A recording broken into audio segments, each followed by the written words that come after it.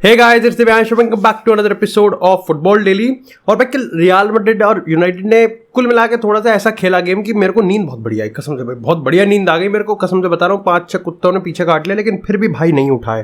That was swag. लेकिन ठीक है, एग्जाम्पल बहुत बुरा था। लेकिन सबसे पहले बात करते हैं कि ऐसी फुटबॉल अपडेट की जो कि काइंड ऑफ थोड़ी सी पुरानी है, 1-2 दिन पहले, लेकिन स्टिल यहाँ पर मार्से के रिपोर्टर ने ये चीज क्लेम करी है कि रिसेंटली यहाँ पर रियल मैड्रिड ने जिनेदिन जिडान को कांटेक्ट किया है कि the moment Carlo Ancelotti Madrid को लीव करेंगे आप प्लीज अपना कमबैक करें। जैसे बहन का रिश्ता हुआ है यहाँ पर। अब देखो, Zinedine Zidane is my favourite manager, ठीक है। इसमें तो तुम सबको पता है कि यहाँ पे मैं बायस रहता हूँ इस चीज को लेके, और मेरे को नहीं लगता कि रियल मैड्रिड का कोई भी फैन इस चीज से डिनाई कर सकता है कि उसको जिडान का कमबैक चाहिए, चाहे अब इमोशनल हो, चाहे यहाँ पर ट्रॉफीज की वजह से हो, चाहे यहाँ पर उसके खुद के टैक्टिकल जीनियस की वजह से हो। बहुत सारे प्रोज हैं, लेकिन यहाँ पर कोई शॉकिंग बात नहीं है कि रियल मैड्रिड का नाम लिया जा रहा है, क्योंकि तुमको पता है हाल ही में यहाँ पर जिडान ने ये चीज कही है कि देखो मैं यहाँ पर मैनेजर बनने में अब ज्यादा दिन का वक्त नहीं है, मैं बहुत ही जल्दी किसी ना किसी क्लब का तो मैनेजर यहाँ पर बन ही जाऊंगा। लेकिन सबसे पहली चीज है कि क्या एक्चुअली में वो क्लब रियल मैड्रिड है। अब इसके पीछे यहाँ पर दो थ्योरीज हम डिस्कस करने हैं। सबसे पहले एक जिडान के पर्सपेक्टिव से देखते हैं। अब देखो, वो अगर चाहे तो यहाँ पर देखो, वो मैनचेस्टर यूनाइटेड की उसने जॉब काइंड ऑफ ठुकराई तो है। देखो, एरिक टेन हैग पे हम बाद में गए थे, लेकिन जिडान ने मना करा। पीएसजी का भी सेम कह सकते हैं कि यहाँ पर जिडान ने पीएसजी को भी मना कर दिया, तो यूनाइटेड को मना कर दिया, पीएसजी को मना कर दिया। इन नो वे मैं यहाँ पे यूनाइटेड, पीएसजी, रियल मैड्रिड, इन तीनों को एक दूसरे से कंपेयर कर रहा हूँ, but I am just trying to give you a hint कि जो बड़े क्लब्स होते हैं उसकी जॉब को एज सच इतना नहीं भाया है। हाँ, ये है कि रियल मैड्रिड के पास एक इमोशनल कार्ड है, जो कि डेफिनेटली यहाँ पर it was the main reason कि यहाँ पर क्यों जिडान दूसरी बार वापस आए थे। लेकिन एट द सेम टाइम आपको हिंट मिल जाता है कि कहीं ना कहीं जो जिडान चाह रहा है वो क्लब नहीं है बल्कि नेशनल टीम है, और वो कोई और नहीं बल्कि फ्रांस नेशनल टीम है। ऐसे में कहीं ना कहीं आपको ये भी देखना पड़ेगा कि क्या फ्रांस नेशनल टीम के बाद, इस वर्ल्ड कप के बाद दिदियर देशैम्स छोड़ देंगे या फिर जिडान आप कहीं ना कहीं लटके रहेंगे। दूसरी चीज की एक क्लब कहीं ना कहीं प्रिपेयर्ड है, एंड दैट इज यूवेंटस। अब यूवेंटस का भी एक अच्छा खासा शॉट है। आप ये कह सकते हो कि आप एंटोनियो कॉन्टे अगर चैंपियन लीग से बाहर हो जाता है, यानी कि टॉप 4 की रेस से बाहर हो जाता है प्रीमियर लीग में, तो काइंड ऑफ है कि स्पर्स के साथ अपना कॉन्ट्रैक्ट रिन्यू ना करे और यहाँ पर यूवेंटस को वो ज्वाइन कर ले। कहीं ना कहीं जिडान टू रियल मैड्रिड ऐसा कोई बहुत बड़ा हिंट नहीं है कि जिडान टू रियल मैड्रिड कहीं ना कहीं ऐसी कोई बड़ी चीज नहीं है जहां पर हमको ये देखने को मिले कि हाँ रियल मैड्रिड को जिडान चाहिए ही चाहिए, एंड इस पॉइंट ऑफ टाइम पे क्राइसिस है और जिडान उसको संभालेगा। दूसरी चीज, हमको जिडान की तरफ से भी ऐसा कोई हिंट नहीं मिला कि उसको डे टू डे मैनेजमेंट में पूरा इंटरेस्टेड है, या फिर वो कहीं ना कहीं ट्रांसफर एक्टिविटीज वगैरह वगैरह वगैरह। इट वॉज ऑल लाइक, जब से उसने रियल मैड्रिड को छोड़ा है सिर्फ यही पता चला है हमको कि कहीं ना कहीं वो सिर्फ नेशनल टीम के पीछे है, और वो जॉब उसको कहीं ना कहीं मिलने भी वाली है, because I think if it's not the case कहीं ना कहीं वो फिर यहाँ पर पीएसजी और यूनाइटेड की जॉब को नहीं ठुकराता। अब बात करते हैं दूसरे पॉइंट की, जो कि काइंड ऑफ काफी डायरेक्ट बोल रहा हूँ। देखो, कार्लो एंसेलोटी के रहते हुए आई थिंक मेरे को लगता है कि ये काफी ज्यादा एक सूडो डिसरिस्पेक्टफुल हो जाएगा कि हम यहाँ पे दूसरे मैनेजर को ढूंढ रहे हैं। आई नो कि यहाँ पर रियल मैड्रिड को एक नए मैनेजर की जरूरत है, और यहाँ पर ऐसा बताया भी जा रहा है कि शायद से इस सीजन के बाद कार्लो एंसेलोटी खुद म्यूचुअली अपना कॉन्ट्रैक्ट यहाँ पर टर्मिनेट करके चले जाने वाले हैं, और यहाँ पर एक म्यूचुअल अलविदा हो जाएगा। लेकिन मेरे को लगता है कि यहाँ पर अभी भी कार्लो एंसेलोटी एक और सीजन रुक सकते हैं। अभी बीच में बात भी हुई थी कि 2024 तक का कॉन्ट्रैक्ट यहाँ पर उसका रिन्यू कर दो, लेकिन एज सच कार्लो एंसेलोटी ने अभी तक कुछ करा नहीं है कि यहाँ पर रियल मैड्रिड लग रहा है कि रियल मैड्रिड को बहुत जरूरत है। इट्स लाइक अभी कहीं ना कहीं सिर्फ इस चीज की बात हो रही है कि सक्सेसर कौन होगा। अगर तुम इस पॉइंट को समझ पा रहे हो तो I think definitely it's worth a discussion, क्योंकि बेंजेमा वाला केस की हम बात करें तो बेंजेमा के साथ भी यही चीज है कि बेंजेमा खराब नहीं खेल रहा लेकिन उसका सक्सेसर चाहिए। कार्लो एंसेलोटी खराब नहीं कर रहा लेकिन सक्सेसर चाहिए, और ऐसे पॉइंट ऑफ व्यू सक्सेसर तो वेट गेम के साथ ही आता है। सक्सेसर को आप ये नहीं कह सकते कि आप दरवाजे के बाहर खड़े रहो, हम आपको 2 महीने के अंदर ले लेंगे, क्योंकि Carlo Ancelotti won't be sack. Carlo Ancelotti sack नहीं होगा, क्या इवन इफ चैंपियन लीग में बाहर हो जाए और इस बार हम ला लीगा भी हार जाएं तो सीजन के एंड के बाद ही होगा, and at the same time world cup beach season में खत्म हो जाएगा। तो यहाँ पर it is one of the big thing थी कहीं ना कहीं जिडान का। मेरे को लगता है कि it has to be debunked. लेकिन इसी के साथ यार बात करते हैं आज के स्पॉन्सर्स की, और ये भाई ये मेरे स्पॉन्सर्स हैं, मेरे फेवरेट स्पॉन्सर्स हैं, और of course the match desk ने भाई हम लोग बात कर रहे हैं A few minutes later. भाई हम लोग बात कर रहे हैं यहाँ पर विनग्रीन्स की। गाइस अगर तुम भाई मैच देखते हो मेरी तरह और तुम बकचोदी काटते रहते हो तो तुमको भाई यहाँ पर मैच डे सेलेक्ट करना बहुत ज़्यादा ज़रूरी है। भाई इनके पास सॉसेज हैं, इनके पास जूसेस हैं, इनके पास यहाँ पर अलग अलग फ्लेवर्स के हैं भाई chips, and definitely very economical है। मैंने लिंक यहाँ पर अपने डिस्क्रिप्शन में और पिन कमेंट में डाल रखा है। तुम दिव्यांश 25 प्रोमो कोड यूज करके एक अच्छा खासा डिस्काउंट ले सकते हो। इनके पास ये मैं जो खा रहा हूँ वो चटपटा पुदीना है, एंड डेफिनेटली भाई it's a worth a shot. जिस तरीके की इनकी डिप्स आती है, जिस तरीके के इनके जूसेस आते हैं, जिस तरीके के इनके चिप्स आते हैं, काफी ज्यादा सही है। कुछ हटके हैं जो ट्रेडिशनली हम खाते हैं उनसे तो काफी ज्यादा हटके और काफी यूनिक फ्लेवर्स हैं। मेरे कहने से एक बार जरूर ट्राई करना और एक बार अच्छा लगेगा तुमको, सही बता रहा हूं। लेकिन इसी के साथ बात करते हैं अब थोड़ी सी मैनचेस्टर यूनाइटेड के मैच की।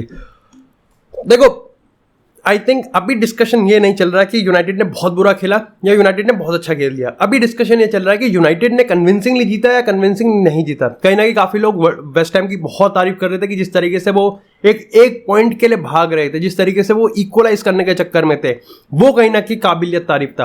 अब यहां पर मैं तुमको एक चीज बता देता हूं कि मेरे को लगता है कि टेन हैग डिफेंसिवली चीजों को ज्यादा एंड करने में इंटरेस्टेड है रादर देन की प्रोएक्टिव टीम रखे। देखो आप फर्स्ट हाफ में देखो और सेकंड हाफ में देखो तो परफॉर्मेंस में काफी बड़ा डिफरेंस है। लेकिन यहां पर मैं तुमको एक चीज बताता हूं कि एरिक्सन के जाने के बाद जो 4-3-3 में वापस शिफ्ट किया है वो कहीं ना थोड़ा सा बैकफायर किया है।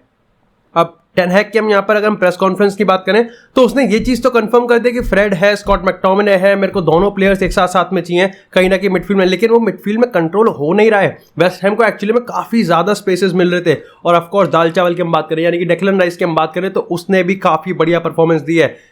ऑफकोर्स अगर मैन ऑफ द मैच की हम बात करें तो मेरे लिए वो डेविड दया है, क्योंकि डेविड दया डिस्पाइट हम उसको कितना क्रिटिसाइज करते हैं टेक्निकल पॉइंट ऑफ व्यू पे, लेकिन अगर शॉर्ट स्टॉपिंग की बात करें तो मेरे लिए वो one of the best keeper है इन द वर्ल्ड। उसके जो रिफ्लेक्सेस हैं वो यूनाइटेड को मैच नहीं बल्कि पता नहीं अगर बाई चांस कभी फाइनल में पहुंच जाए ना तो ये फाइनल भी जितवा देगा। That kind of performance David Daya ने कल हमको इस मैच में दिया है और वो काबिलियत तारीफ है। कभी कभार बुरा भी लगता है कि यार स्पेन नेशनल टीम में उसको जगह क्यों नहीं मिली गई, but this is the modern football. भाई आपको टेक्निकल हर एस्पेक्ट्स में आपको बेस्ट होना पड़ता है अगर आपको लाइक बिगेस्ट प्लेटफॉर्म पे अपने आप को शोकेस करना है। तो इसी के साथ अगर हम बात करें यहाँ पर अगर गेम स्टाइल की तो मेरे को अच्छा लगा। फर्स्ट हाफ मेरे को काफी ज्यादा इंप्रेस लगा, जिस तरीके से रोनाल्डो प्रेस कर रहा था, जिस तरीके से रैशफोर्ड प्रेस कर रहा था, जिस तरीके से एलांगा भी प्रेस कर रहा था, और ब्रूनो का वर्क रेट काफी सही लगा। हाँ काफी लोग ये कह रहे थे कासिमिरो के में, देखो मेरे को कासिमिरो की परफॉर्मेंस काफी ज्यादा पॉजिटिव लगी। अगर बॉल गिव अवे की बात है तो वो मेरे को लगता है कि सारे के सारे बॉल पोजीशन लूज कर रहे थे, चाहे हम रोनाल्डो की बात करें, ब्रूनो की बात करें, रैशफोर्ड की बात करें, कासी की बात करें, और इवन अपने अगर स्टार बॉय की बात करें एरिक्सन की बात करें जो कि हर मैच में मैग्निफिसेंट परफॉर्मेंस दे रहा है, उसने भी कहीं ना कहीं कुछ इंस्टेंस पे दिया है। एक प्लेयर ऐसा डियोगो डालो लाइक क्या ही किया जाए, मतलब मेरे को ये तो देखो मैंने टू बी ऑनेस्ट मैंने इतना एक्सपेक्ट नहीं किया था डालो को इंप्रूव करने में, और एक्चुअली में आते ही करा भी नहीं था डालो ने एरिक टेन हैग के। लेकिन द मोमेंट यहाँ पर धीरे धीरे मोमेंटम बिल्ड हो रहा था, फिर डालो ने जिस तरीके से परफॉर्मेंस अपनी अपग्रेड करी है, ही इज डेफिनेटली लाइक वो उसकी पूरा सिस्टम बदल दिया यार। वो अब इन्वर्टेड फुलबैक की तरह खेलता है। वो एक स्ट्राइकर और एक विंगर के बीच के जो हाफ स्पेसेस होता है जिसको पेप गार्डियोला वाला एरिया भी कहते हैं जहां पर वो खिलाना पसंद करता है, वो यहां पर कहीं ना कहीं उसमें अटैक करता है। This is the same case जो कि बार्सिलोना में जावी, पेड्री ये सारे करते हैं, और ये चीज डियोगो डालो काफी सही तरीके से इंप्लीमेंट करने की कोशिश कर रहा है। परफेक्शन नहीं है लेकिन इस इंटेंट को आप हर मैच में देख सकते हो। एंड ऑफ कोर्स भाई I think one of the best defender in the premier league right now that is Lisandro Martinez. भाई उस बंदे के नाम पर रिस्पेक्ट है। हो गया भाई वो, मेरे को लगता है कि अब हनीमून पीरियड, अगर ये हनीमून पीरियड गया है, this is the only reality that he is one of the best. उसने हर ऑड्स को डिफाई कर दिया, उसने हर चीज को हटा दिया, एंड ही जस्ट शोकेस्ड कि वो हर एक चीज बहुत ही सही तरीके से कर सकता है। बस उसको एक पार्टनर की जरूरत है। मैग्वायर एज अ पार्टनर अच्छा खेल दिया, गड़बड़ नहीं, बट कहीं ना कहीं उसके जो फंडामेंटल फ्लॉज हैं वो हमको तब भी दिख रहे थे और वो आगे भी दिखेंगे। ही स्लो, रिफ्लेक्स थोड़ा ढीला है, उसकी डिसीजन मेकिंग टट्टी है, but at the same time ठीक है, आप उसको बिल्ड करोगे, आप उसको कॉन्फिडेंस दोगे तो कर सकता है। बट ठीक है, हमको नहीं करना। उसका रीजन मैं बताता हूँ, क्योंकि बिकॉज वी हैव वरान ऑलरेडी प्रिपेयर्ड। वरान की इंजरी हो गई, दैट्स ह्यूज सेटबैक, लेकिन वरान के आने के बाद हमको पता चल जाता है कि वरान और लिसांड्रो मार्टिनेज एक अलग ही ग्रेवी हैं, और हम हाई लाइन भी खेल सकते हैं और एग्रेसिव भी जा सकते हैं। इसी के साथ आई थिंक अगर रोनाल्डो की बात करें ना, तो मेरे को काफी अच्छी चीज लगी कि मैं हमेशा से वॉच लॉन्ग्स में कहता आ रहा हूँ, हमेशा से तुमसे लाइव स्ट्रीम में कहता आ रहा हूँ कि यार क्रिस्टियानो रोनाल्डो जब ड्रॉप डीप करता है तो वो थोड़ा सा प्रॉब्लमैटिक हो जाता है खुद रोनाल्डो के लिए भी। बट द सेम टाइम कल जो एरिक टेन हैग ने कहा वो उसको परफेक्टली शोकेस करता है। टेन हैग ने खुद ये चीज़ कही कि रोनाल्डो को थोड़ा ड्रॉप डीप नहीं आना चाहिए, एटलीस्ट उसको थोड़ा वेट करना चाहिए। वो इसलिए करना चाहिए जिससे डिफेंस और मिडफील्ड अपना काम पहले करे और फिर यहाँ पर रोनाल्डो का कॉन्ट्रीब्यूशन आए। इसका मैं तुमको एक चीज बताता हूँ, क्योंकि रोनाल्डो की सबसे ज्यादा जरूरत इस समय हमको पेनल्टी बॉक्स में और उस एरिया में है। ऐसे पॉइंट ऑफ टाइम पर रोनाल्डो का ड्रॉप डीप करेगा तो वो ना ही रोनाल्डो का मोमेंटम तोड़ेगा, बल्कि एक्चुअली में पूरे डिफेंस का जो वर्टिकलिटी है उसको भी थोड़ा इफेक्ट करता है। अब देखो ये चीज मैं मानता हूं कि रोनाल्डो को गेम में इन्वॉल्व होने का काफी ज्यादा वो रहता है कि मेरे को गेम में इन्वॉल्व चाहिए, I need the ball at my feet, और वो वहां से उसको ड्राइव फॉरवर्ड करने के चक्कर में। लेकिन at the same time I think Ronaldo को इन द कमिंग टाइम ये चीज खुद, चाहे इंस्ट्रक्शन की बात करें चाहे हम उसकी खुद के अडेप्टेबिलिटी की बात करें, वो यहाँ पर इस चीज को समझ जाएगा। ओवरऑल मेरे को रोनाल्डो का गेम सही लगा।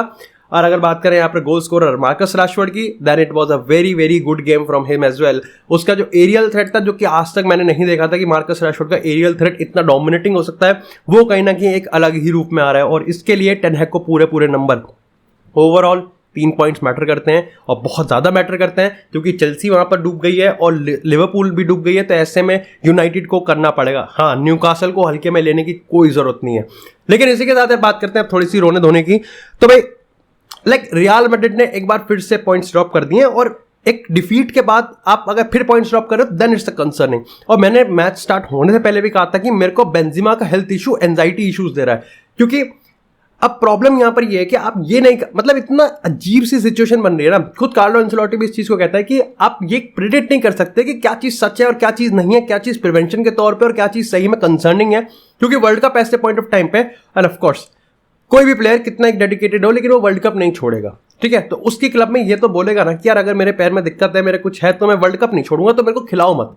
ऐसे में Real Madrid Barcelona neck to neck जा रही है।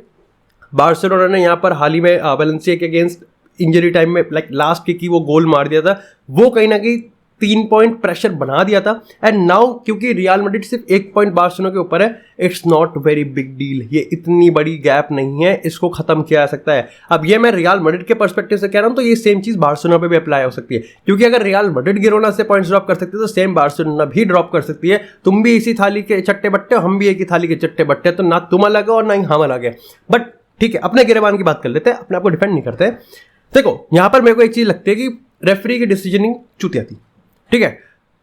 If not clearly Chutia, confusing तो थी, क्योंकि एट द सेम टाइम जब हम हैंडबॉल की बात करते हैं कि असेंसियो वाली, तो रूल्स के हिसाब से it was a good decision, but at the same time it was a confusing decision, क्योंकि ये चीज आप कंसिस्टेंसी मेंटेन नहीं करते। आप ये चीज आप ये तो ये कि ये है ही है, ये तो होगा ही होगा, तो फिर तो ठीक है, अलग बात है। But at the same time आप कह रहे हो ये रूल है, लेकिन फिर ये आप 10 में से 2 में अप्लाई कर रहे हो और 8 में नहीं अप्लाई कर रहे हो, then it's a confusing thing. Overall मेरे को लगता है कि ठीक है, आपने हैंडबॉल दिया, ठीक है, क्लियर कट। मैंने तो जब मैंने फर्स्ट टाइम दिया था लाइव स्ट्रीम पे, वॉच लॉन्ग पे, तो मैंने तभी कहा था okay it's a penalty, soft penalty, लेकिन पेनल्टी होती है, सॉफ्ट हो हार्ड हो कोई भी हो, ठीक है, बैंक हो कोई बात नहीं, इट्स अ पेनल्टी। रॉड्रिगो के हम गोल पे बात करें तो अब रूल के हिसाब से अगर बॉल पे 2 हाथ हैं और बॉल ग्राउंड पे टच कर रही है, यानी कि आपके दोनों हाथ और ग्राउंड के बीच में बॉल है, और फिर यहां पर गोल उसने स्ट्राइकर ने किक मारी है, देन इट्स अ फाउल, ठीक है। अब नए रूल के हिसाब से एक्चुअली में अगर आपका एक पूरा हाथ भी है और तब भी मारी है, then also it's a foul. लेकिन रिसेंटली अगर हम पिक्चर्स की बात करें तो वहां पर यह पता गया कि पूरा हाथ नहीं था, it was just a finger tips था, 2 3 बीच की वट एवर इट इज, लेकिन यहां पर वो कंप्लीट नहीं था। और एक्चुअली में बाद में इस चीज पे कहा गया कि रॉड्रिगो का जो गोल था वो खड़ा रहना चाहिए था, खड़ा रह गया भाई का, लेकिन नहीं, वो स्टूड नहीं किया, वो गोल काउंट नहीं किया। अब ठीक है, रेफरी पे बहुत रोल है। अब बात करते हैं मुद्दे की। अगर रेफरी को भी मैं हटा दूं तो कह तो हम ये भी नहीं सकते कि रियल मैड्रिड गेम जीतना डिजर्व करती है, ठीक है। हाँ, ये एक पॉइंट अलग होता है कि आप गेम जीतना डिजर्व नहीं करते, but at the same time 3 points matter. But still हमने कल बहुत बुरा खेला, रॉड्रिगो को चांसेस मिले थे, बट अगेन रॉड्रिगो के जब सेंटर उसमें स्ट्राइकर में खेल रहा है, ही लैक्स फिजिकलिटी, और वो दिखती भी है। काफी टाइम बाद मैं ये भी देख रहा हूँ कि रॉड्रिगो के रिगार्डिंग अब ये वो भी आ रहा है कि आप रॉड्रिगो को इतना क्यों कंसिस्टेंटली आप खिला रहे हो, जबकि आपको पता है कि यहाँ पर असेंसियो भी है, at least give him a chance. क्योंकि रॉड्रिगो ने पिछले 9 गेम्स में, जिसमें से 8 आई थिंक उसको स्टार्ट मिले, सिर्फ 1 ओपन गोल मारा है, विच इज क्वाइट कंसर्निंग।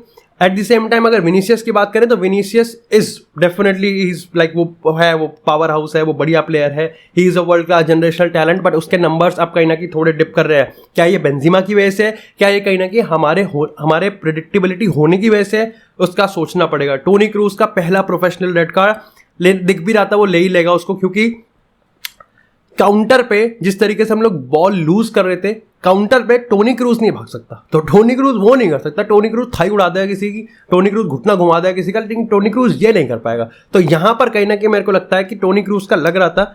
बाकी लाइक ओवरऑल बहुत ही प्रेडिक्टेबल गेम था, बहुत ही स्टेलमेट था, कुछ हम अलग क्रिएट नहीं कर पा रहे थे और बेंजिमा की कमी खल रही थी। ये चीज कार्लो एंचेलोटी के लिए एटलीस्ट कंसर्निंग होनी चाहिए, क्योंकि ये तो गिरोना थी।